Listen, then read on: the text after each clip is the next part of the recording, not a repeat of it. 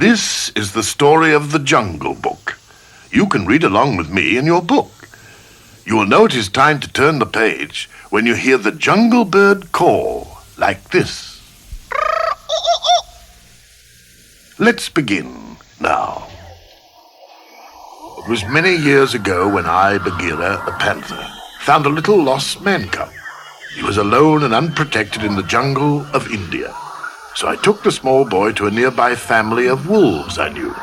As I had hoped, the mother wolf felt sorry for the man cub, and she said to me, "Bagheera, leave him with us, and we will raise him." That is how little Mowgli, the man cub, came to be brought up by jungle animals. He was a favorite with all the wolf cubs of the pack. They treated him just like a brother wolf. Mowgli even made friends with the elephants and often marched in their elephant patrol. He loved living in the jungle. Although Mowgli did not know it, I would often watch him from a distance to make sure he was safe. You see, the jungle also holds many dangers. There was the crafty Kaa who smacked his forked tongue at the sight of the delicious man cub. Oh, I shudder to think how that tricky snake almost hypnotized Mowgli right into his greedy coils. Luckily, Mowgli called for help, and I arrived in time to save him. But Mowgli's real enemy was the fierce tiger, Shere Khan. Shere Khan hated all men and had sworn to kill the man cub. The tiger did not want to take a chance that the boy would grow up and become another hunter with a gun. It was then that I spoke with Rama, Mowgli's wolf father. "I'm sorry, Rama, but even the whole wolf pack could not protect Mowgli from Shere Khan. Everyone is in danger as long as the man cub remains here." Rama had known this day would come, and he sadly agreed to let me take Mowgli to the safety of the man village. The problem now was convincing Mowgli. While we were on one of our many walks into the jungle, I told Mowgli the bad news. "Mowgli, today we are not going home. Shere Khan has returned to the jungle and has promised to kill you. I am taking you to a man village where you belong." But I don't want to live in the man village. Besides, I can look out for myself. Ha! You're so small, you would not last one day alone. Well, I'm not going.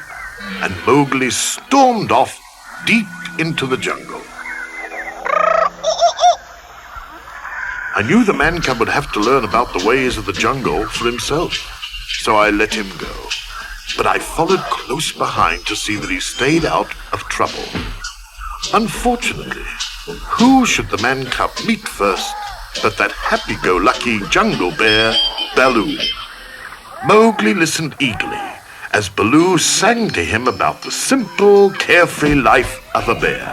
Look for the bare necessities, the simple bare necessities. Forget about your worries and your strife. I mean the bare necessities, or Mother Nature's recipes that bring the bare necessities of life. Wherever I wander, wherever I roam, I couldn't be fonder of my big home.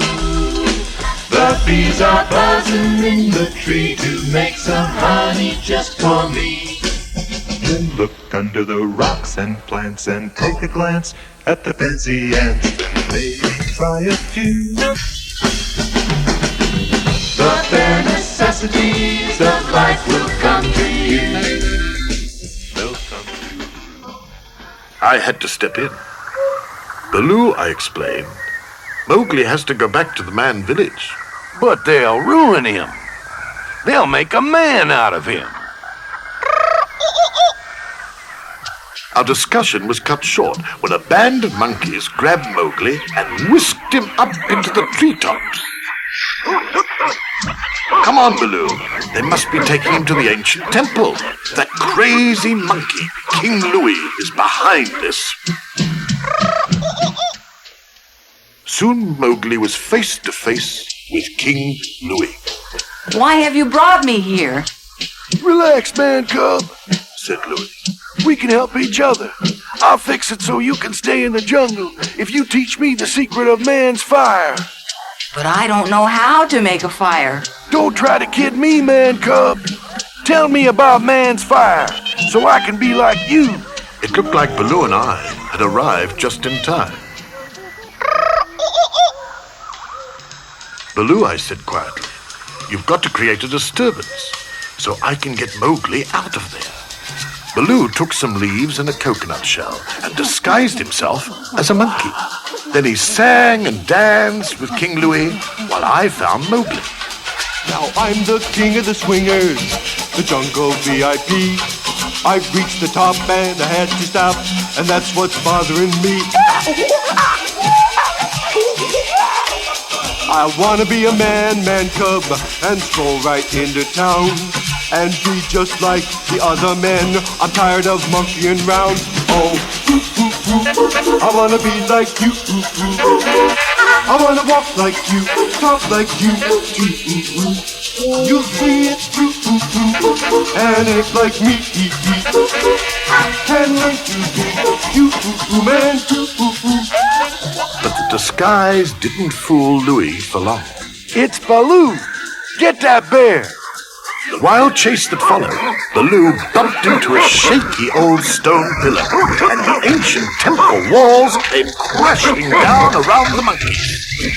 That gave us a chance to escape. Now Baloo agreed with me that Mowgli must go back to the man village, but Mowgli still couldn't understand. But Baloo, I want to stay here and be like you. You said we were partners, but you're just like old Bagheera.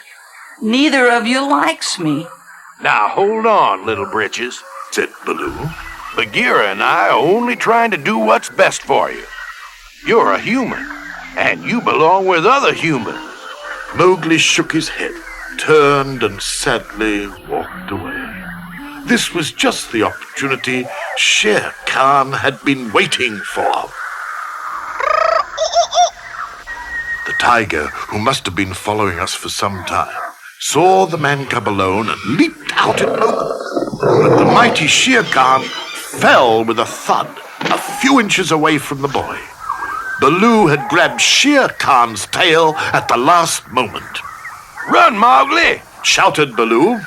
Shere Khan roared fiercely and lashed about, trying to get at Baloo.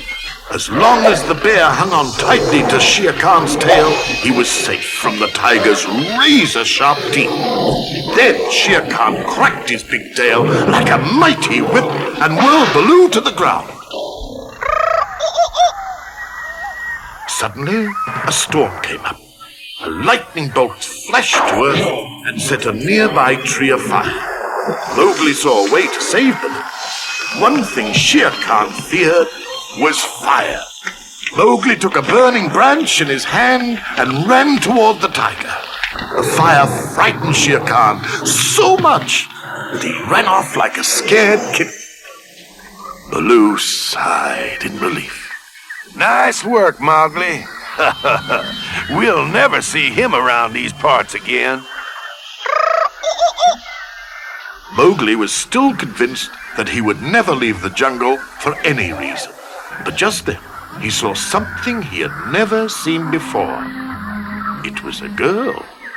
She was getting water at a pool just outside the man village. Mowgli was enchanted. He had never seen another human before. I want to get a closer look. Mowgli crept closer to the girl until she could see him too. She dropped her water jug, and Mowgli stepped in to help her carry it back to her village. I was pleased with the way things had turned out. It had to happen, Baloo. Mowgli is where he belongs now. Yeah, I guess you're right. Well, come on, Baggy Buddy. Let's get back to where we belong. And home we went.